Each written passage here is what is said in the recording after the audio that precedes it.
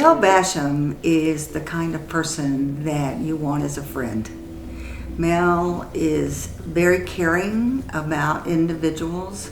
She wants to make sure that people are well taken care of and are doing great. And so she makes it a point on an ongoing basis to check on the people that she values, the people that she cares about, and those that sometimes maybe are just new friends or just new acquaintances. She doesn't stop ever. She rarely sits down. She's always got her fingers in a project or an event or something that's going on. She constantly, whether she's working in her yard or whether she's teaching children or whether she is helping in our association, and I'm just amazed at the energy that she gives to others. So people want to keep engaging with Mel even though she's retired because she's a yes person. So if you ask her to come over here and visit your class, she's like, yes, I'd love to do it. And while she's here visiting Art Ed, she comes and sees me or whoever else that she has worked with or been associated with. So she's this like positive bubble that bounces around. I don't think Mel will ever actually retire. She just keeps going and she gets pulled back in and she energizes people. And so we're all, I'm thrilled to see her when she comes. It's like, Mel is here, It's like, what are you doing? So she'll go ahead and tell us and give us lots of opportunities too, just to things that we could think about us doing. Well, Mel comes to my cohort each semester when I teach an art ed cohort, and she talks to my students about how important it is to connect with students on the first day of class, and she goes through a whole series of exercises and projects that you can do, because you have kids who say, oh, well, I can't draw or I can't do this creative thing. And she has these wonderful solutions that help students recognize right off the bat that they can be creative, they can be successful, that just being able to draw doesn't mean that you can't be an artist if you don't do that. There are many ways to be creative, and she really helps my students see how to start their classroom successfully right off the bat. One of the things that stands out to me about Mel Basham was one of her students died suddenly in a motorcycle crash. She took this time to create a scholarship fund for other students who were trying to reach their creative potential. But just didn't stop there. Her heart continued to grow, and also her ideas. And she even, with permission, used the artwork of this student in the Texas Art Education Outreach Program for its logo.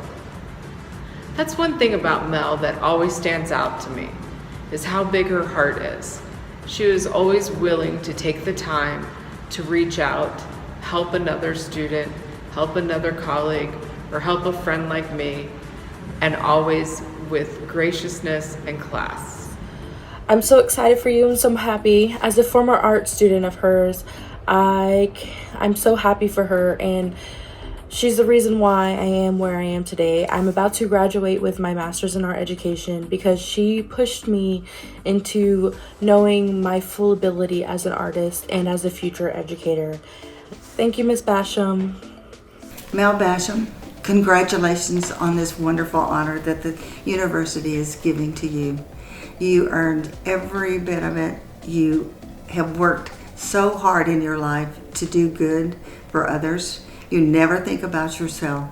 You always think about mankind and what we can do to make mankind better. Hey, congratulations, Mel! I think it's awesome that you're getting this award. It couldn't have gone to a better person. I'm so thrilled that Mel has received this award. I don't think of anyone, there's no one I can think of that is more deserving of this award. From a lion to a bearcat, I want to congratulate Mel Basham on this much-deserved award. Congratulations, and go get them. I think it's important to realize again that each kiddo is an individual, all right? And always when I started off the school year, I would always develop some lessons where everybody could be successful, no matter what.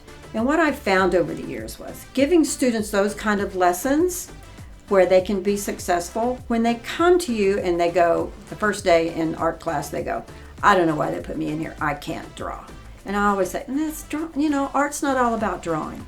So giving them those lessons where they could be successful and realize that their individual creativity was not like the person next to them. That didn't have to be just like that to be successful. So instilling success from day one with some activity that engages them and lets them know that they can be successful is the way to bring out their individual creativity. I would hope that they would take from me that, number one, always do your best, okay? Always do your best. Always try.